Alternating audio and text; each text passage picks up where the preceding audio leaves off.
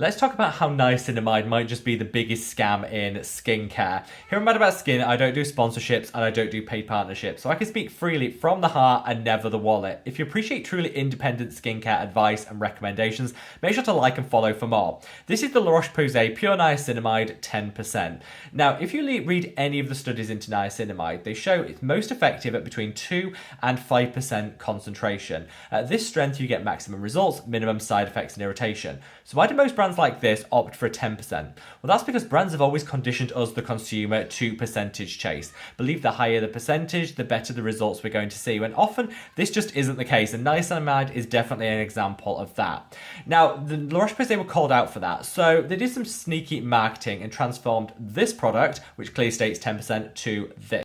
This is the La Roche-Posay Mela B3 serum, which still contains 10% niacinamide, but doesn't quite show it front and center the way that the other one did. This is actually a better product overall in terms of other ingredients, but it's just an example of how brands were quite happy to capitalize on using too higher potency niacinamide when it suited them, but when it gets called out, they do a quick reverse. The same can be said for The Ordinary. This is their niacinamide 10%. Again, roughly double what most studies show niacinamide works best at. But they wanted to sell a product with 10% because in our brains, a higher percentage means better results. Again, they started to get called out for this, so lo and behold, they launched a new product.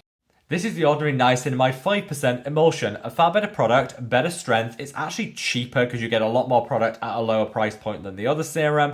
And just again, it goes to show you that brands are quite happy to charge for higher percentages when actually, in a lot of cases, it's doing more harm than good to our skin. This is a far better product from The Ordinary. It's just a shame that they didn't lead with this one rather than that 10%. Last but by no means least, Paula's Choice I think might be the worst offender here. This is their niacinamide 20%. 4 times the recommended strength that most of these studies show is going to give you the very best results. And there's really no need for reaching for 20% unless you have really advanced acne that's quite stubborn to treat. This is going to, for a lot of people, cause sensitivity and irritation, and it's just not necessary. Again, Paula's Choice know what they're doing because, lo and behold, they came out with another product subsequent to this with the right concentration.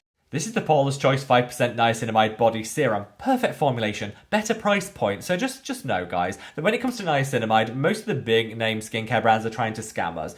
Go for 5%, don't percentage chase. Often you'll be paying less for a 5% for actual better results.